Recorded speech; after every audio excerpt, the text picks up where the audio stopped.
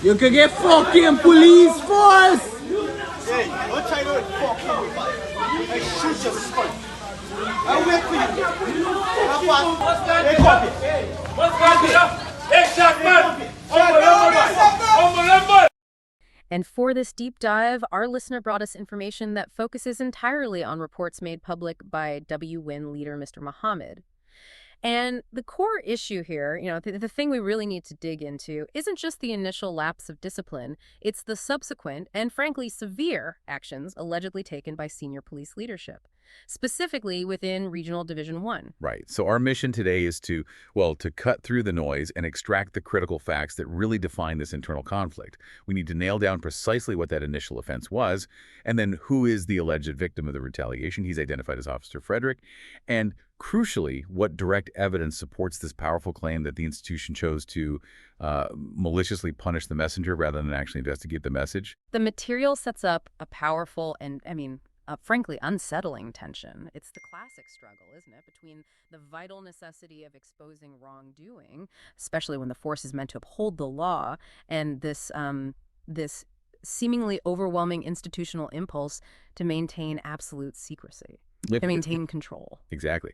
We're analyzing whether senior leaders, and the name Commander Ramana comes up a lot, prioritize protecting the institution's image, or maybe shielding specific senior officers over ensuring just basic integrity and accountability within their ranks. The allegation is severe. It's that the punishment meted out to Frederick wasn't for his job performance at all. It was allegedly a deliberate malicious reaction to a specific information leak, a leak directed toward an external political figure, Mr. Mohamed, who leads the Word Party. And that context, the part about Mr. Mohamed and the Wind Party, is absolutely crucial here.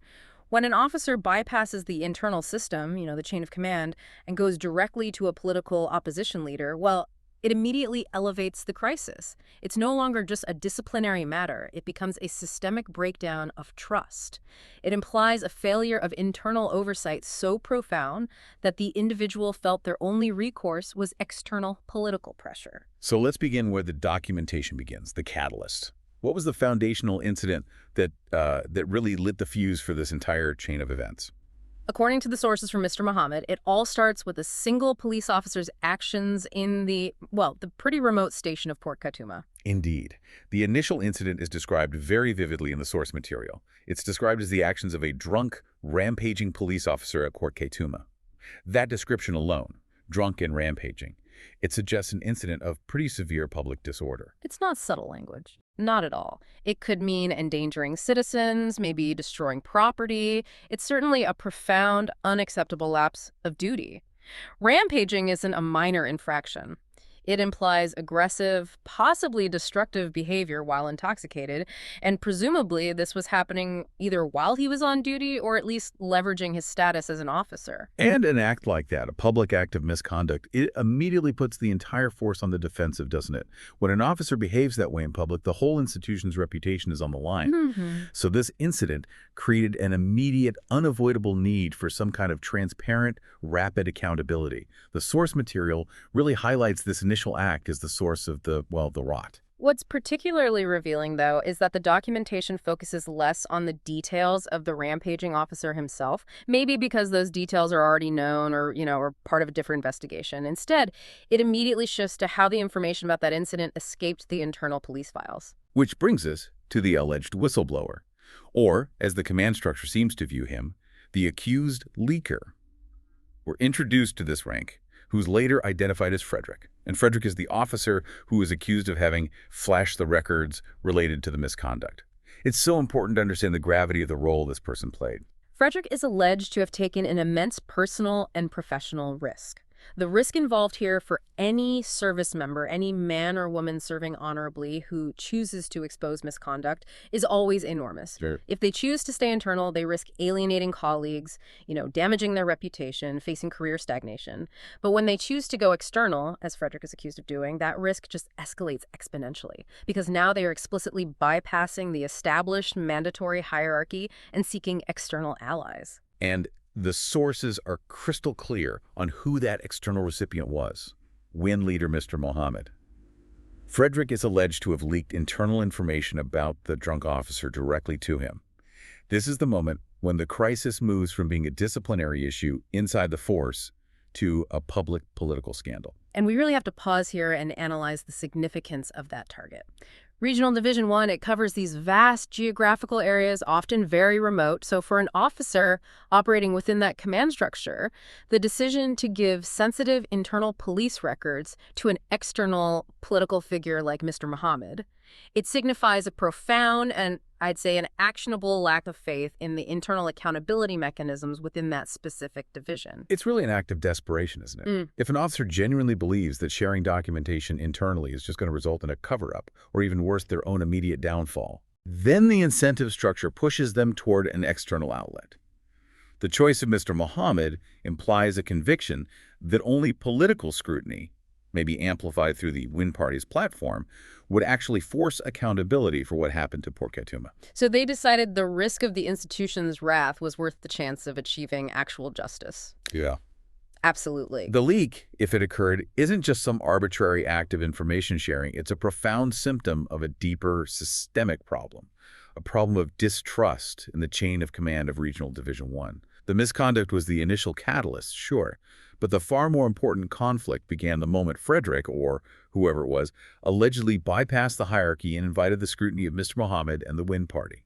This move fundamentally challenges the senior leadership's control over their own narrative. Let me just play devil's advocate for a second, though. A police force is a tightly structured organization, right? It's built on command and control. Couldn't the commanders argue that, regardless of the merit of the initial misconduct, the leak itself is an unforgivable breach, a breach of operational security and the chain of command? Doesn't the institution have a right to punish someone who exposes internal records? And that is precisely the argument that the senior leadership allegedly made internally. It's the argument they would use to justify the transfer. Right. However, that defense immediately exposes the inverted priorities that the source material critiques as narrow-mindedness. While every organization needs security, of course, when the consequence of breaching that security is a punishment as severe as the one Frederick faced, and the breach was necessary to expose a serious public violation by another officer, well, the organizational leadership is essentially declaring that secrecy is more valuable than public safety or internal integrity. So the legitimacy of the punishment depends entirely on what the institution decides its core mission is. If the mission is public service, then the leak is a necessary evil. If the mission is institutional self-preservation, then the leak is treason. Exactly. And the sources provided by Mr. Mohamed allege that Commander Ramana and others definitively chose self-preservation. That's why the initial misconduct at Port Kaituma, while severe, it almost pales in comparison to the gravity of the alleged retaliation that followed. One is a failure of an individual officer, the other is a failure of the command structure itself. Okay, so once that internal information hit the outside world and specifically landed with Mr. Mohamed, the command structure's reaction was swift and highly targeted. Let's get into the punitive action taken against Frederick. What was the exact and comprehensive mechanism of this alleged victimization? The language used in the source documentation is very sharp and specific. It says the rank, Frederick, was deliberately and maliciously reverted and transferred. That's not casual phrasing. This is legalistic, accusatory language emphasizing intent. Malicious. Yes. We need to spend a moment unpacking the weight of that terminology within a highly structured, hierarchical organization like a police force, especially one covering a region like Regional Division 1. So what does that dual action, reverted and transferred, what does that truly imply in terms of professional damage? It is, fundamentally, a comprehensive punishment. It's designed to inflict maximum professional, financial, and personal damage. Let's start with reverted. In a military or paramilitary structure, to be reverted means a forced demotion. Right, you lose your rank. You are stripped of your current rank, your status, and the associated pay grade. This is often permanent or semi-permanent, which means the loss of seniority and standing is a setback that can take years, if ever, to recover from. It sends a message to the entire force that your standing can be revoked instantly. And without due process. Exactly, just on suspicion. So it hits the pocketbook and the career trajectory immediately. It tells Frederick that the years he spent earning his current standing are meaningless when compared to the mandate of institutional secrecy. Precisely. Now, you couple that with transferred. This is physical displacement. Given that Regional Division 1 covers remote and geographically challenging areas, A forced transfer is highly punitive. It doesn't just mean moving to a new office. It often means uprooting your family, losing housing allowances, enduring significant logistical hardship. And moving to a location that's probably less desirable or harder to get to. Could be, yes. So it's not just a demotion, it's a huge social and financial disruption. The combination of being reverted and transferred maximizes the inconvenience. It ensures the officer suffers hardship on and off the job. It represents a decisive institutional message. We are punishing you severely, professionally, and personally, and we are moving you out of sight. And the sources emphasize that this was done deliberately and maliciously. This rules out any possibility of it being a routine personnel shift, or even standard disciplinary action for some minor infraction. The intent, according to these documents, was purely punitive. It was targeted specifically at destroying Frederick's professional standing as retribution for the leak. And here we reach the crux of the alleged retaliation. Yeah. The basis for the action. The transfer was based solely, the sources claim, on the suspicion of leaking information. So the organizational laser focus shifted entirely from investigating the drunk rampaging officer, the original breach of public order, to securing the institution against the embarrassment of exposure. This is that organizational inversion we were talking about earlier. The moment senior leadership allegedly focused all their resources on identifying and neutralizing the source of the leak, rather than the initial serious misconduct at Port Kaituma, they effectively declared that the internal security of their information was exponentially more important than the integrity of their service to the public. They chose comfort over duty. Organizational comfort over ethical duty. Yes. If we connect this to the bigger picture, this alleged action is a profound case study in internal victimization. It sets a terrifying precedent for anyone who dares to expose the truth within any bureaucratic structure. It forces us to ask that critical question again.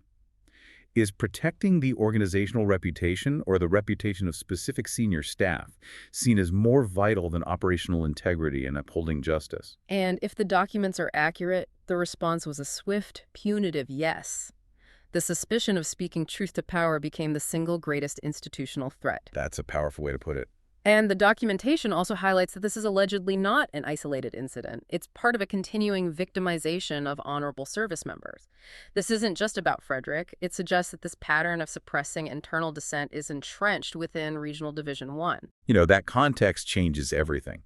It means that Frederick's alleged transfer is seen as just one instance in a broader toxic culture. A culture where integrity is punished and covering up misconduct is implicitly or even explicitly rewarded.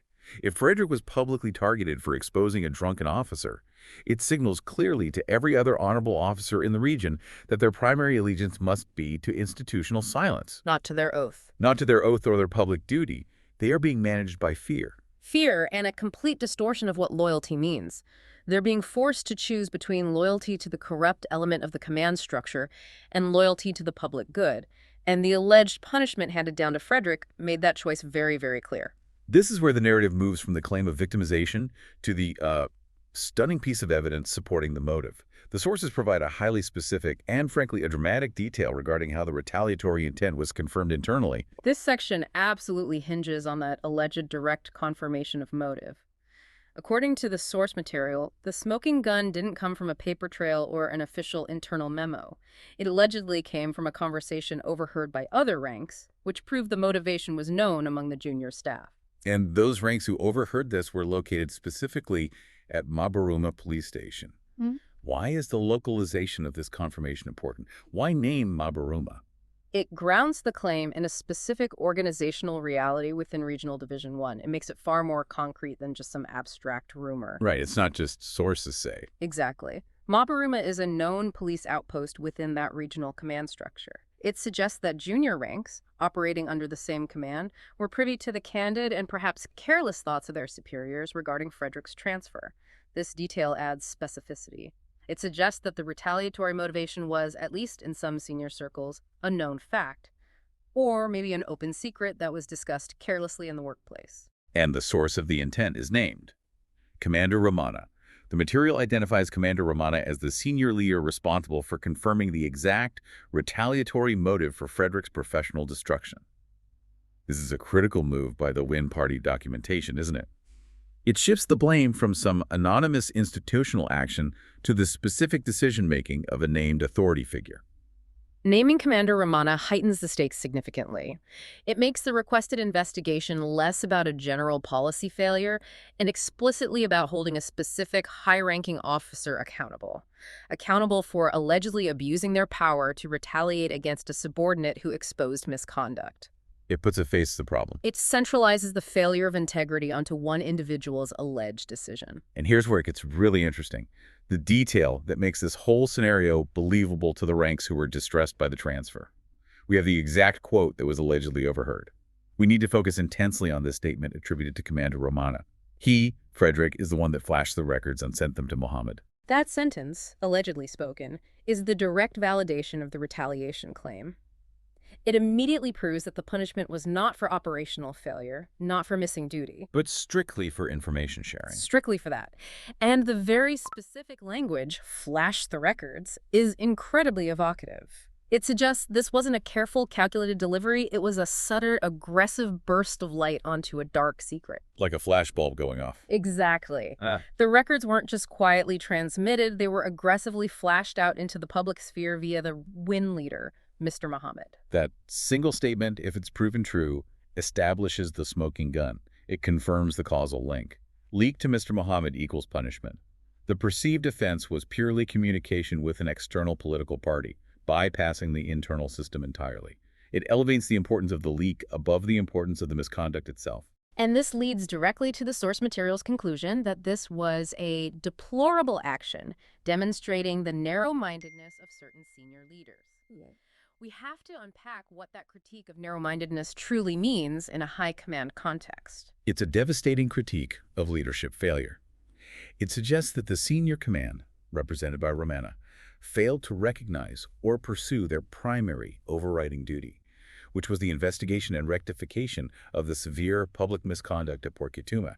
Instead, they narrowly focused only on the damage control aspect, the leak, to protect their organizational flank and perhaps their personal standing. Precisely. The narrow-mindedness means the leadership allegedly decided that the most urgent organizational priority was suppressing information flow and punishing the internal source, Frederick.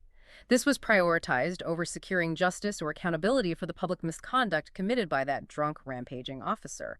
They allegedly chose to protect the perceived reputation of the command structure over genuine institutional integrity. But let's play devil's advocate again, because this is where the conversation gets nuanced. Could Commander Ramana, or his allies, argue that their duty includes the management of security and internal confidence? If their officers start leaking to political rivals like the Win Party, that could be seen as an immediate threat to the functional authority of the force.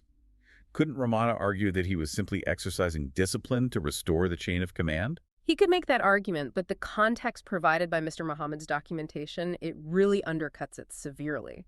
Discipline to restore a chain of command typically results in an internal inquiry, a reprimand, maybe a standard transfer, not a malicious reversion and transfer. It's the severity that gives it away. It is.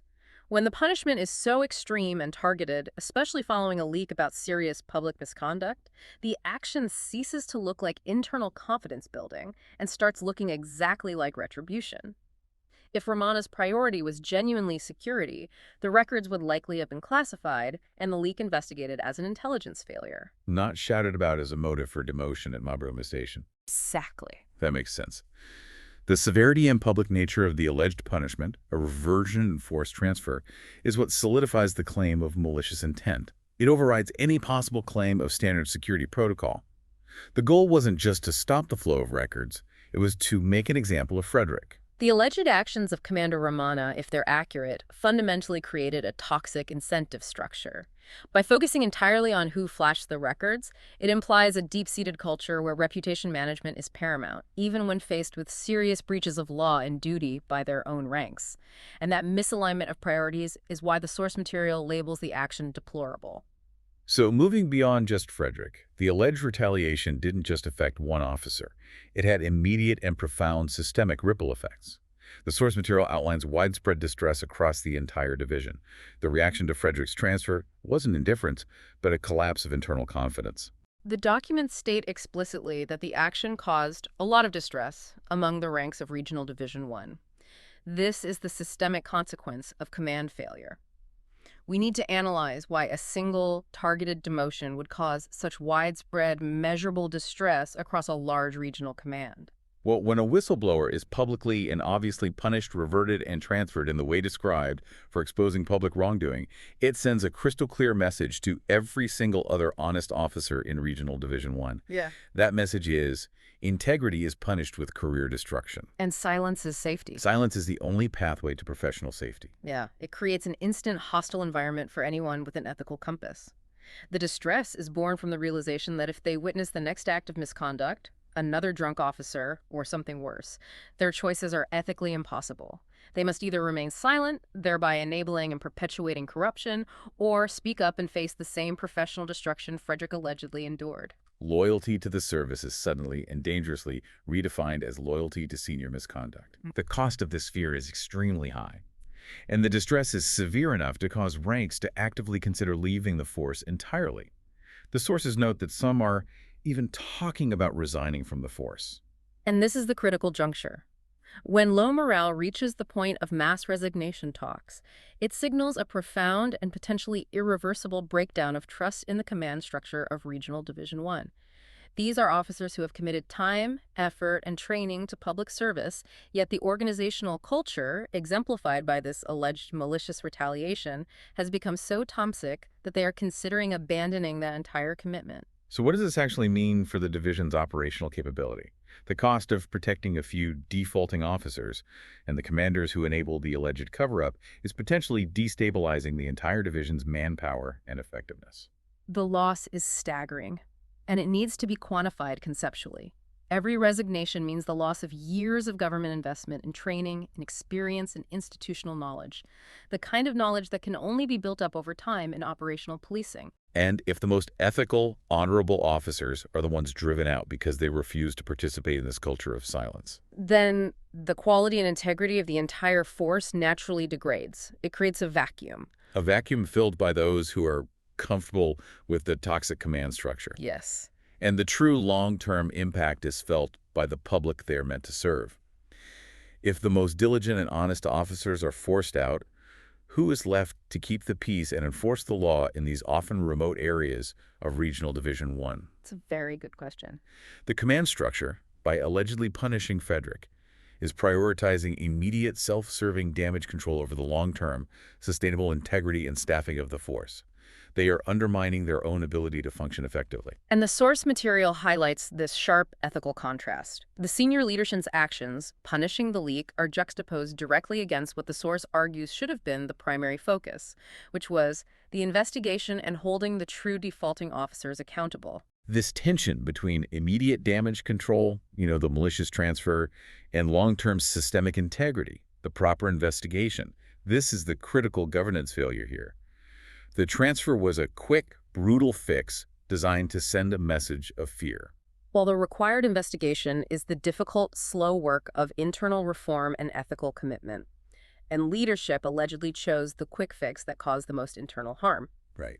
Furthermore, the widespread distress among the ranks indicates that the officers themselves understand this fundamental misallocation of priorities. They know that if their commander prioritizes protecting the organization's reputation over punishing an officer rampaging in public, the system is fundamentally broken. They realize that their safety and their future is compromised by this alleged culture of secrecy. It's a vicious cycle, isn't it? The commander attempts to enforce loyalty through fear by punishing Frederick, but that fear destroys internal confidence, which leads to the threat of mass resignation, which further destabilizes the command structure, possibly leading to more leaks or more misconduct down the line. Exactly. The irony, as implied by Mr. Mohamed's documentation, is that by trying to cover up the initial misconduct and silence Frederick, the senior leaders achieved the opposite. They created a second, equally serious scandal, the alleged retaliation, that caused widespread internal damage and attracted even more pointed external attention via the Win Party. They exchanged a localized problem for a systemic crisis. Okay, so given this entire chain of alleged events, misconduct, leak, confirmation of retaliation, and the morale collapse, the documentation concludes with a very clear, forceful call for external intervention and comprehensive accountability. And this call is delivered via the Win Party. That's right. The document closes by stating that the Win Party again calls on the relevant authorities to pay a keen interest to this matter. That phrase, again calls, is highly significant. It implies this isn't the first time. Exactly. It suggests that this is not an isolated instance. It suggests that Mr. Mohamed and the Win Party have a history of bringing attention to issues of misconduct or lack of accountability within this specific division or the force more broadly. And why the need for an external, politically charged call for interest? Why not simply trust the ministry or the Internal Affairs Division to handle it? Well, the need for external intervention is a direct result of the alleged retaliation against Frederick.